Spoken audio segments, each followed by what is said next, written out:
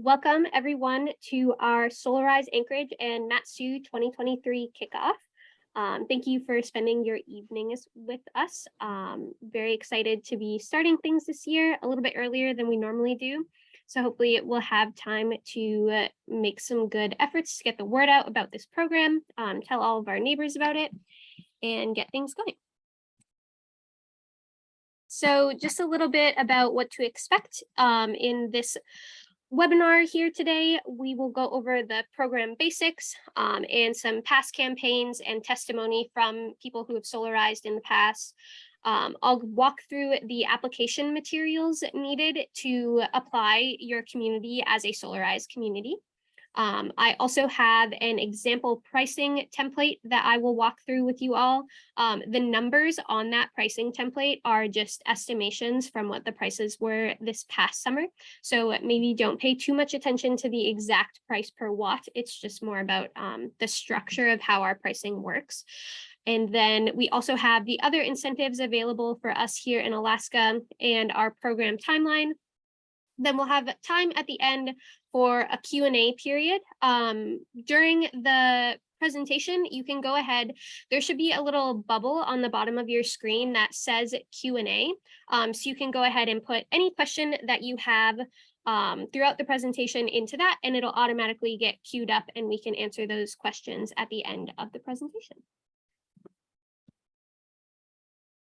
So hello, everyone. Wanted to get my contact information and Chris Pike's as well out in the beginning of the presentation, just in case we have folks who need to hop off before the end and you have questions that you would like answered. My name is Rachel Christensen. I use she, her pronouns, and I'm calling in from Otna Lands in Palmer. I am the clean energy organizer for the Alaska Center. So I do work around all of our Clean Energy for Alaskans campaigns. A lot of it looks like engaging folks in utilities, and then a lot of it is facilitating Solarize programs in Anchorage and in the Matsu. And I can pass it over to Chris to give a little introduction. Sure, thanks, Rachel. I'm Chris Pike. I'm with the Alaska Center for Energy and Power. We are an applied research center based out of the University of Alaska Fairbanks. However, my office is here in Anchorage, and we've been partnering with the Alaska Center for Solarize since it first began in 2018. I generally serve as a technical liaison for the program, so if there's any technical questions that come up, I do my best to answer those or to find answers to those. So what is Solarize? Solarize Anchorage and Solarize Matsu are programs that we run in partnership with the Alaska for Energy and Power and the Alaska Center. These programs are not specific to Alaska. The programs were adapted from the Solarize model that was brought out of Portland, Oregon. So there are Solarize programs nationwide all across the state of Alaska. We run programs up, well, not communities run programs in Fairbanks, down in Homer, and then we have these ones here. Like Chris said, they've been running since 2018 in Alaska. Our first program was in Airport Heights, but the purpose of these programs is to make solar energy accessible and affordable for home and business owners. So we do that by reducing our 3 market barriers, which are cost, complexity, and customer inertia. So those barriers and how we address them with the Solarize model. High upfront cost, we sort of tackle by using a group purchase in the community that gets us a volume discount. So you and your community members, your neighbors, people that live around you, are essentially getting a bulk discount on solar installation. So you get together to purchase all of your panels from the installation company at the same time, which will get you a discount on the purchase of the panels.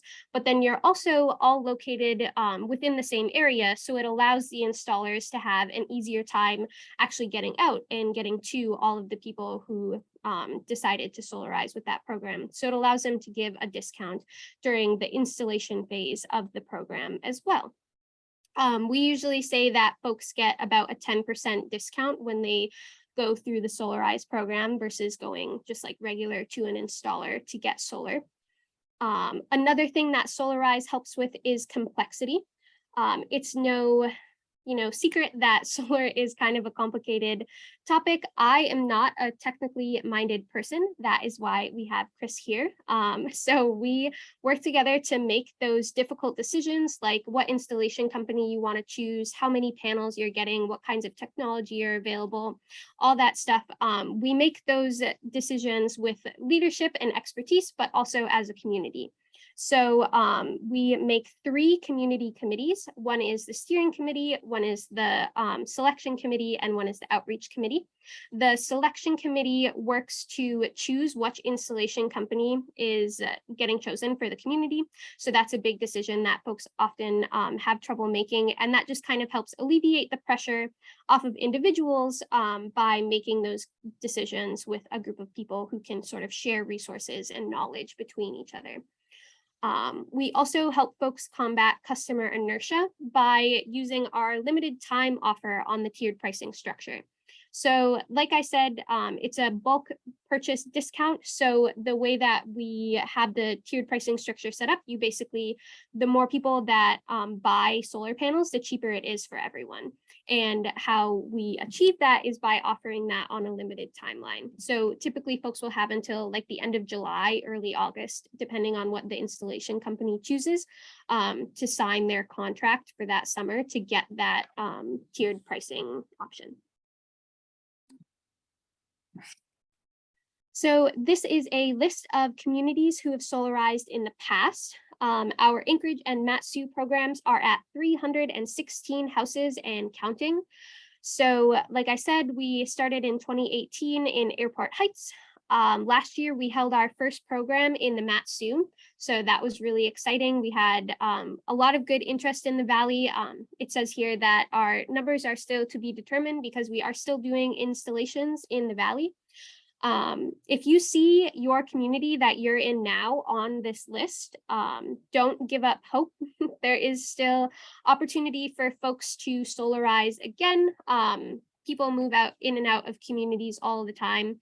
And a lot of these areas in Anchorage haven't been solarized in the past couple of years. So we can definitely work together. If you think that there's a strong interest in your community, we are happy to help you and see if we can get a program running in your area. And this is just some Solarize testimony from folks who solarized in the past. All of these are from the Eagle River campaign in 2021. It was Eagle River in Akutna Valley. So just some people being happy that they have solar now. One thing that I did want to highlight, in sort of the top left one of these testimonies, they say that they hope to connect an off-grid battery backup to their solar system. Something that was new in the program last year is a lot of our installation companies that we work with are offering off-grid battery backup options. I say that with the caveat that those are very expensive options. So the installation company will provide you with all of the resources that you need to make that decision if that's right for you and your home. But if that is something that you're interested in, it is an option now that the companies that we work with are giving.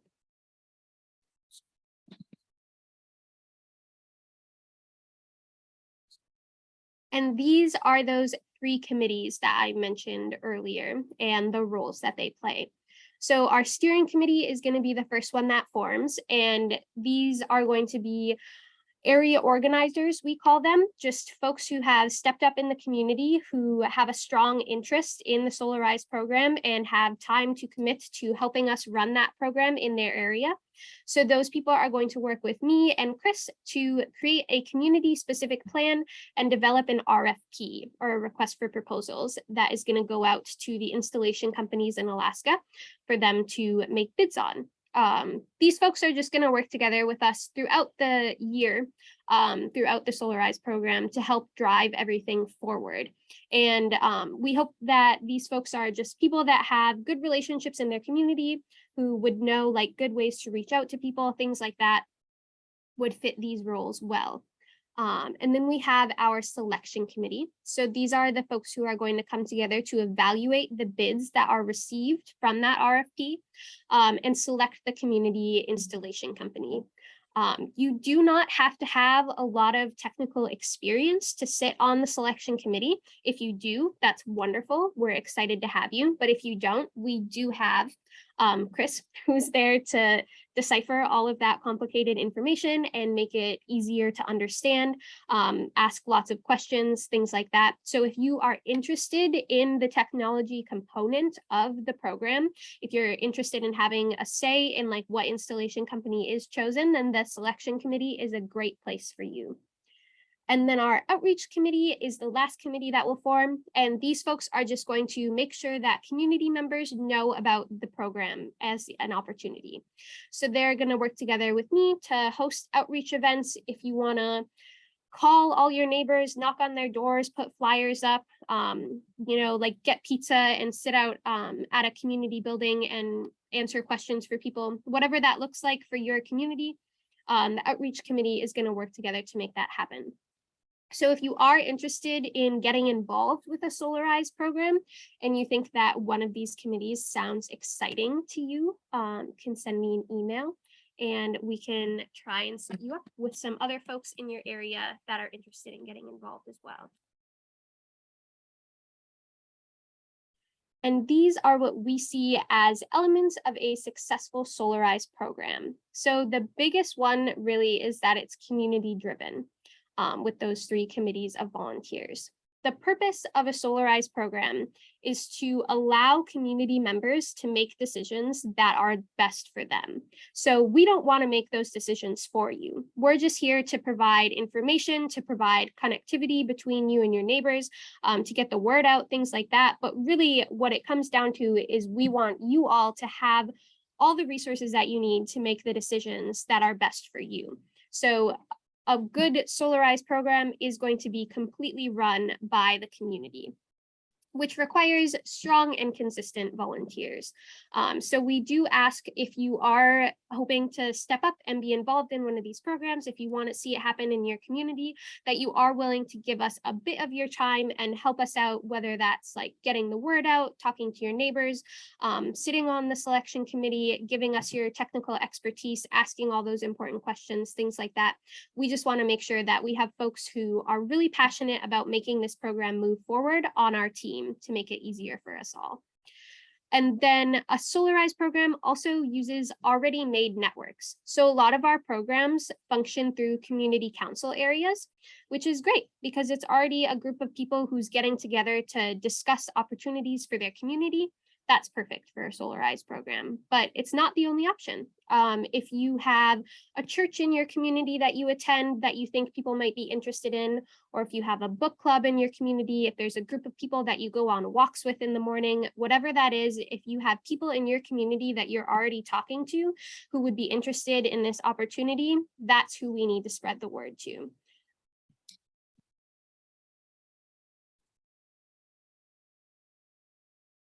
So here is our application criteria. So we ask that you have 2 volunteer area organizers. So those are those folks that are going to sit on the steering committee with me and Chris. And then those folks will work together to collect 25 signatures on a petition of interest. And something to stress here is that this petition is non-committal.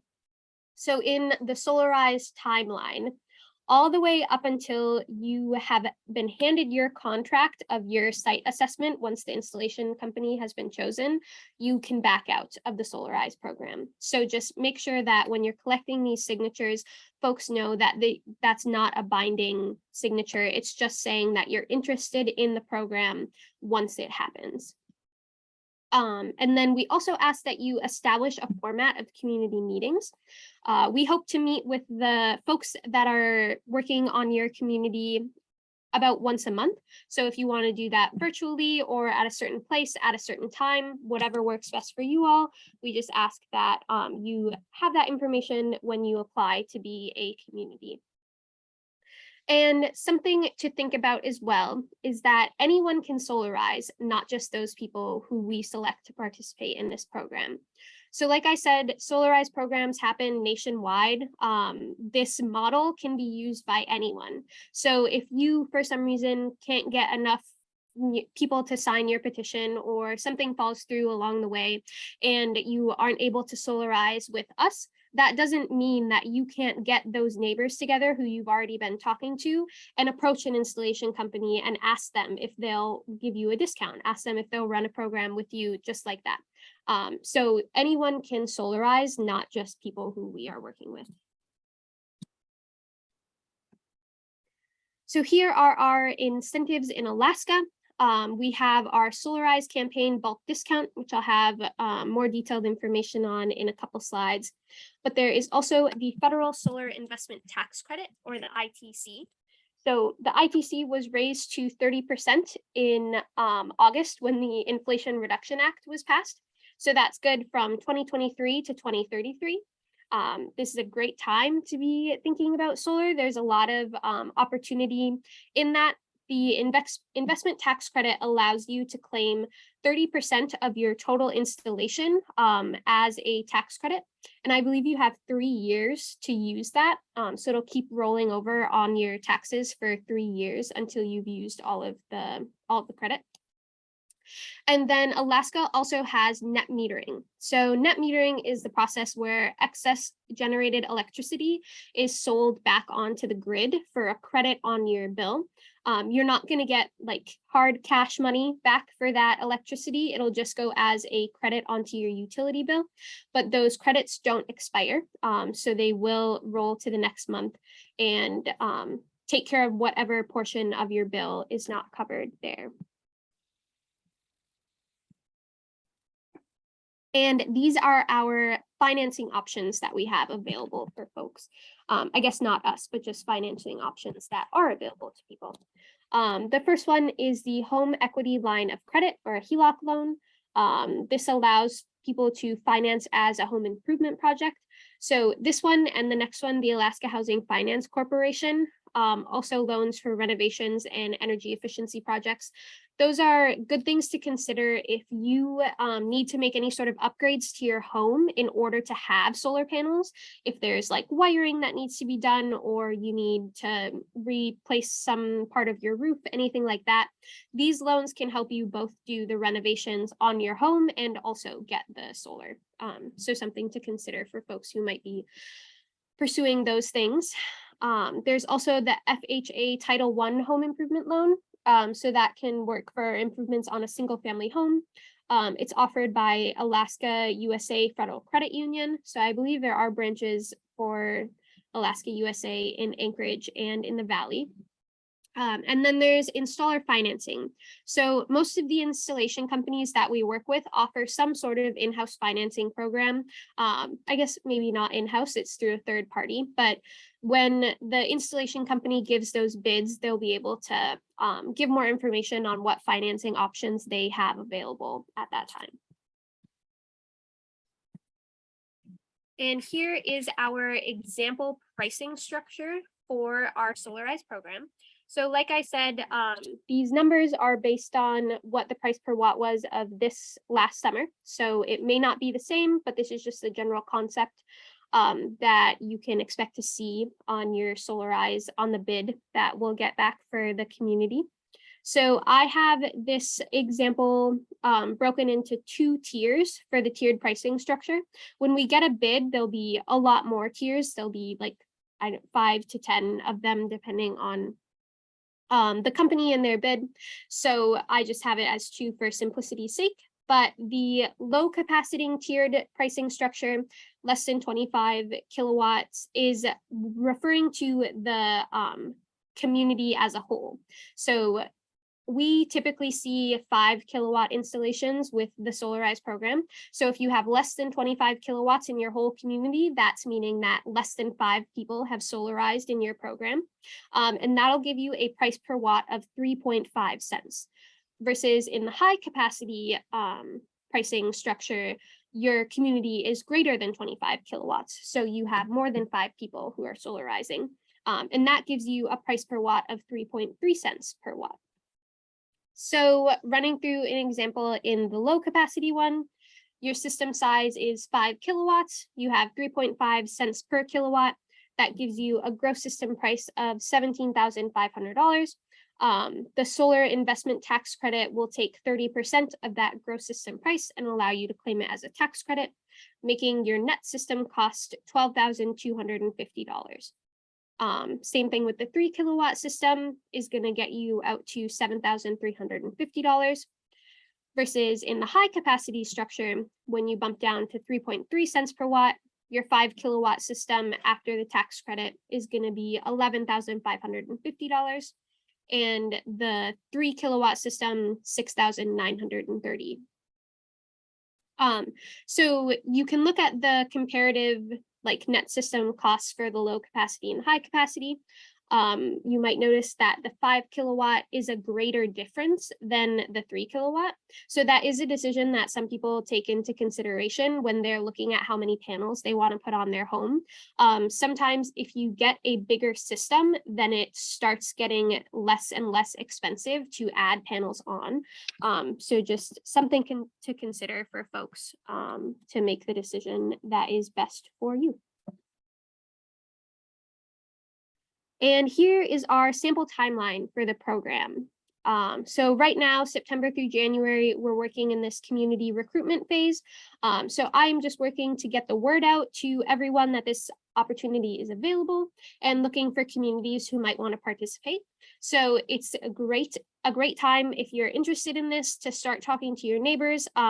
If you are thinking to yourself like, oh, I'd really love to solarize, but I'm just not sure how I would collect 25 interests in my community. I don't know how I would find another volunteer who's interested.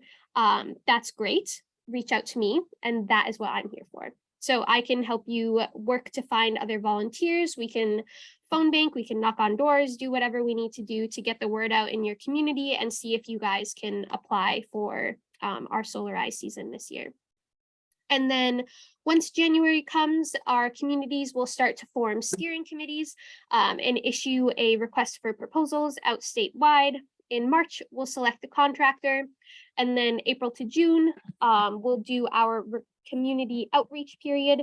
So that's when we'll be getting folks signed up for site assessments. Those are no cost. You'll get options for what is best for your home. And then you'll have until, like I said, the end of July, early August to sign a contract solidifying your participation in the program. And then July through October, we'll have our installation season.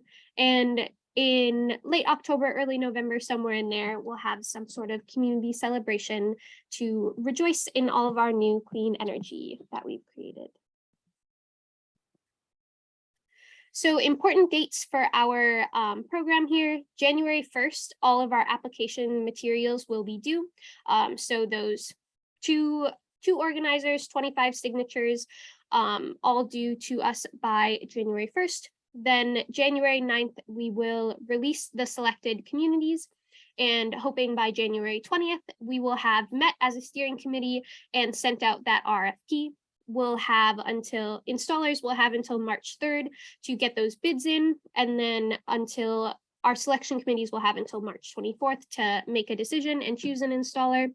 We will notify the installation companies and then do outreach in April through July. So your next steps, if you are interested in either participating in a program or being a part of a program, like volunteering in the effort, are to email me at rachel@akcenter.org.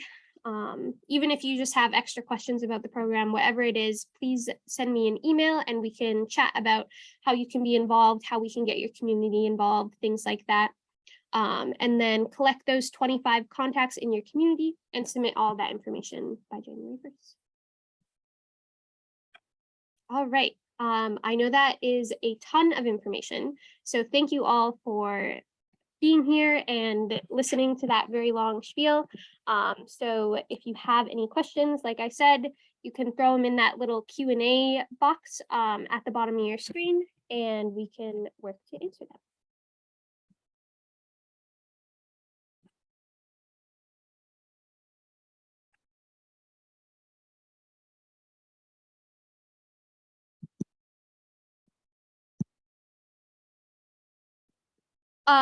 So this first question in here about collaborating with Solar Tour. it just didn't work out for us this year with the timeline of everything. We've been pretty busy this October, so we weren't able to make that solar tour deadline, but are interested in maybe participating in the future. It just didn't work out for us this year.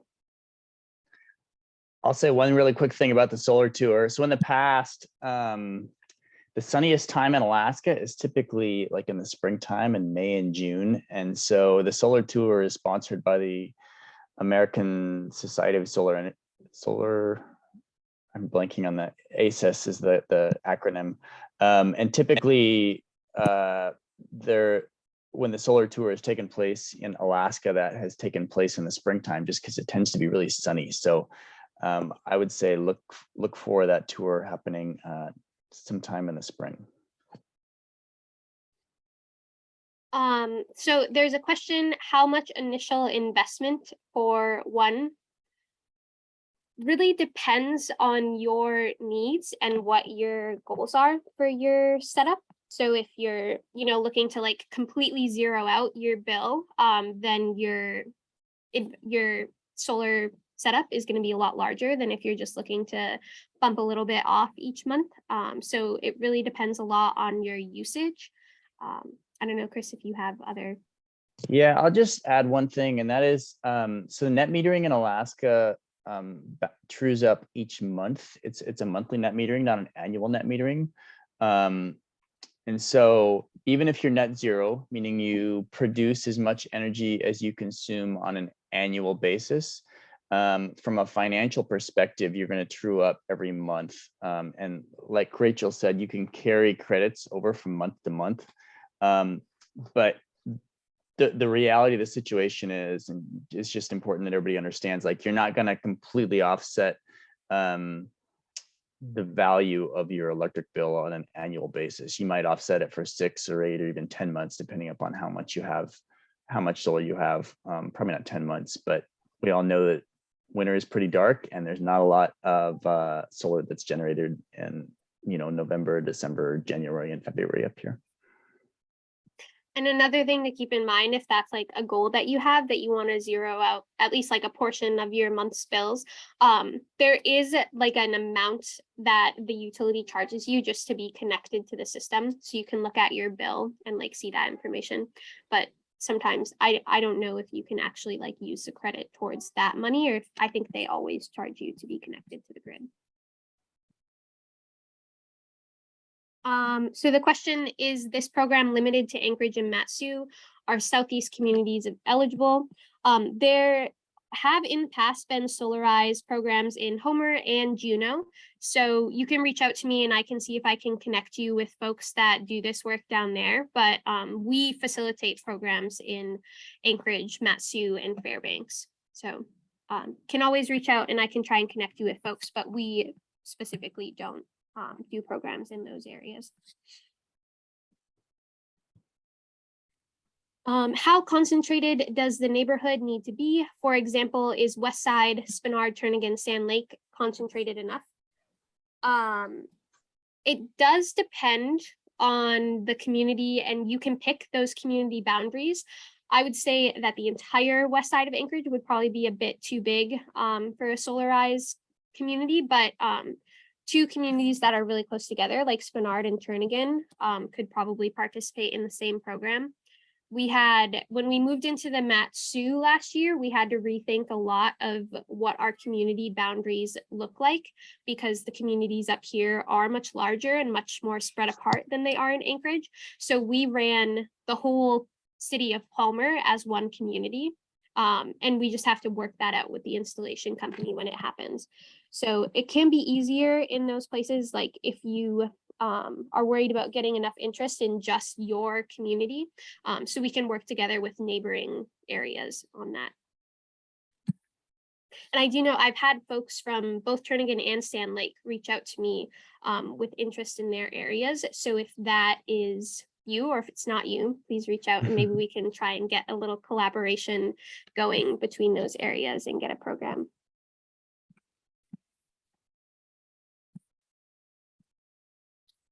The next question is, how does this work with power outages? My neighborhood has numerous power outages.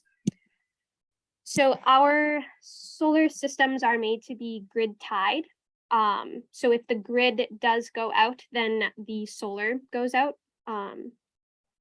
Chris, do you have anything else to add? Sure. Yeah, I'll just so basically it's a requirement of the National Electric Code that for systems that generate power on the roof, like a solar system, in order to safely operate, they're required to stop producing power if they're still connected to the grid, if the grid has gone down.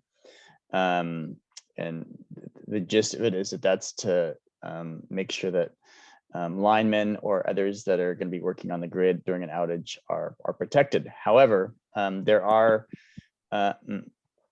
designs that can operate if there is a power outage. They require storage, so basically a battery. And as Rachel indicated earlier, those batteries are pretty expensive. There are some alternative designs where you can wire in a transfer switch, which essentially allows you to connect a generator to your home, just like a regular gas-fired generator, so that if your power goes out, you can flip that transfer switch, which essentially disconnects your home from the grid, and then plug in a generator. At that point, your solar isn't operating, but you can still have power. And because there's an electrician that needs to interconnect your solar system, if you're interested in something like a transfer switch, that's actually a good time to do it, because you'll already have the electrician on the site.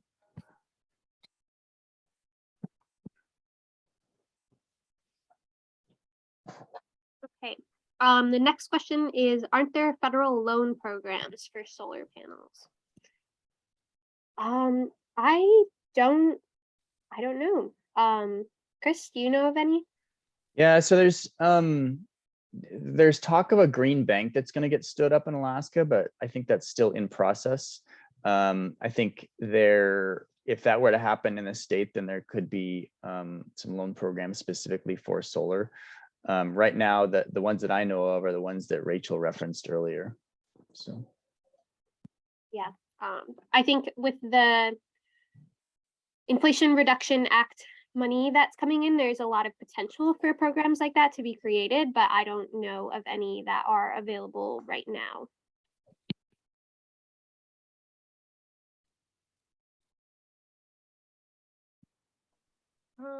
So there's a question, who are the installers? What about nonprofits and schools?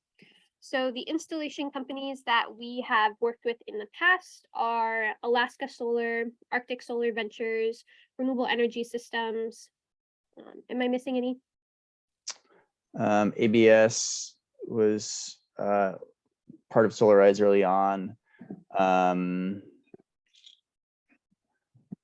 Midnight Sun Solar has been part of Solarize. I think those are the 5 main ones. I do talk to people every once in a while that indicate that they may start a new company, but so who knows? Obviously, Solarize is really community driven, and so we really leave it up to the communities about who they want to work with. Yeah. And then the second part of that question, what about nonprofits and schools? We can solarize with schools just how we would with a business, under the same thing, and nonprofits as well, but I don't think that nonprofits are able to take advantage of the tax credit. Yeah, you have to have a tax liability in order to get a tax credit, because you have to pay taxes. So nonprofits and schools and churches and those type of institutions generally don't pay federal income tax, and so they don't have a tax liability. Yeah, so they could still participate in the program. It just might not be, they wouldn't get the same incentives and benefits as other folks. Would a transfer switch that could be utilized for switching to a generator make it possible to switch to battery backup at a later date? I can take that, Rachel. So the answer is maybe, but we're kind of getting into some pretty specific system design stuff there. And so rather than give incorrect information, I'd kind of yield to some of the installers at that point. and I'm sorry I can't give you more detail, but I just want to make sure that we're not giving out incorrect information there. But generally what happens as part of Solarize is if there is a Solarize program going on in your community, you can sign up for a free site assessment, and you can ask those questions to the installer when they do that site assessment. We're not sure that panels will work on our roof. It's very high and we are in a windy location. Is there a resource or some advice we can get to see if this is suited for our home? I can go for that. So high roofs are generally not a problem. Sometimes there is a slight cost adder for roofs that are really high or really steep, and that'll be outlined on the installer proposal. As far as really windy locations, so I actually used to live in Bear Valley here in Anchorage, which is probably about the windiest spot in the entire state. It routinely has winds over 100 miles an hour each year. And there are a number of homes that have solar in that community. The installers are experienced and generally overbuild those systems because they realize that they're going to be exposed to some pretty extreme conditions. So you can design for it, and it can work out. With that huge windstorm that ripped through the valley last year, I only know of one solar array that was damaged, and the solar panels weren't actually damaged. It was on a flat roof, so the brackets got like bent up a little bit. But I know a lot of folks in town who had solar panels that weren't damaged by that windstorm. What if we do not have a south-facing roof or land? Is there any point in installing east or west-facing roofs or land? Chris, do you want to speak to that one? Sure. Yeah, so you can install on like a west-facing or even an east-facing aspect of a roof. You're not going to get quite as much production as you might on the south side of a roof, but basically when the installer does a site assessment, they will run it through a model which will estimate the approximate output of that system, depending on what aspect of your roof it's on and how much shading is around it and that kind of thing. In general, you're probably looking at a 20 to 30% reduction in annual energy production if it's on like a west face versus a south face.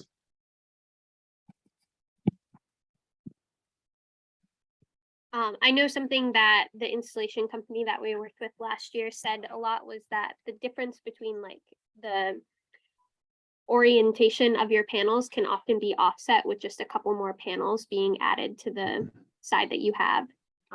So it's a lot cheaper to do it that way than it is to like create a standing structure off of your roof to mount the panels to. Solarize Anchorage solarized our neighborhood in 2020, and unfortunately we missed the opportunity. In 2021 and 2022, we tried to get on with other neighborhoods without any success. We'd like to be included with another Solarize group in 2023. How can we do this? So last year, we actually didn't have any communities that participated in the Anchorage area, just because we didn't find any communities who met those application criteria.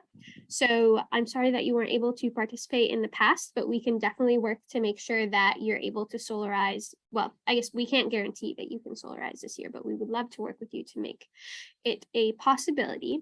So you can reach out to me, Rachel at akcenter.org, and I can see if there are folks who are solarizing around you, whose program you can hop onto, or if there's other people in your community that I can find who might want to participate in that program as well. It's always an option. Just reach out and we can figure out what things work best for you. And also, I'll just quickly say that you don't have to have a Solarize program in your neighborhood in order to install solar on your home. Anybody can call, you can just Google solar installers and you'll probably have several that come up. Anybody can just call an installer and they'll give you a free estimate, just like any other construction project. So if that's something you're interested in, I would encourage people to pursue that and gather that information. And same thing with like the investment tax credit and stuff. Those opportunities are available to everyone. So all of those discounts that I had mentioned in that slide can still be applied to your setup, whether you solarize with us or not.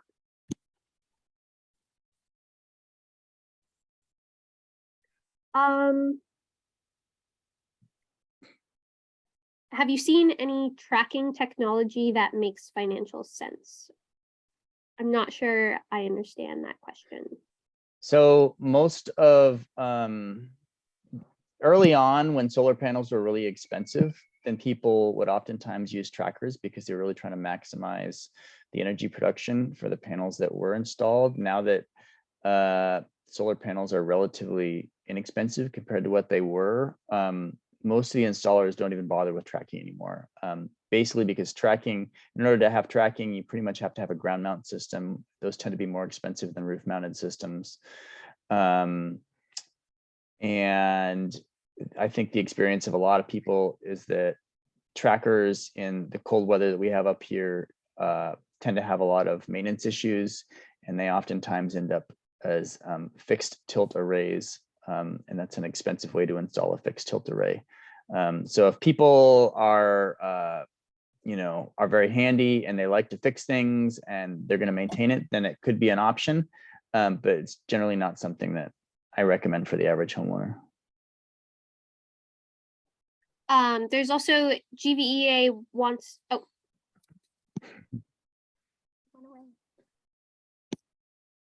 I can remember it. It basically, the question was that GVA is considering a 5 megawatt community solar installation. They were looking for more information about whether Solarize was going to be participating in that. Rachel, maybe you could say a little bit more. I know that the Alaska Center does participate or does organize a Solarize program in Fairbanks. So maybe you could just say whether what the Alaska Center's involvement is with that, if you know. Yeah, we don't bid on solar opportunities, I guess, is if I'm understanding the question correctly. We're not involved with things that the utility is doing, but the Alaska Center is interested in the opportunity of community solar. We would be really excited to see that happen for our state, and we're definitely excited to push for that, but that isn't something that we're bidding on or working with GVEA on right now. And the last part of that question was, I believe, whether or not like all of the components are included in the installation costs, and they are. So when you get your Solarize contract, it'll have your installation fee and all of the components that go with it. They'll come and flip the switch with you, do all of that portion of your setup will all be included in the Solarize cost. And that's all provided by the installer. It's not the Alaska Center, and the Solarize program doesn't procure that that equipment. Once the community chooses an installer to participate in the Solarize program, the relationship is really between the installer and the individual homeowners as far as the financial arrangements go. Yeah.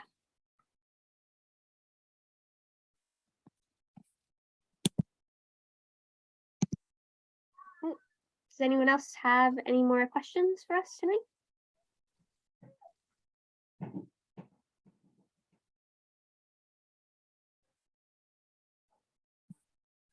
Great. Well, thanks everyone for coming. If you do think of any more questions, you can feel free to email me, email Chris if you have very technical specific questions. But yeah, just talk to your neighbors, talk to your friends, and reach out to me with any questions or any interest in participating. I'll send out an email to everyone who attended tonight with the slides that I presented and with some extra resources like emails that you can use to send out to folks and Facebook posts that you can make to get interest procured in your area. So look for that in your inbox and we'll be in touch.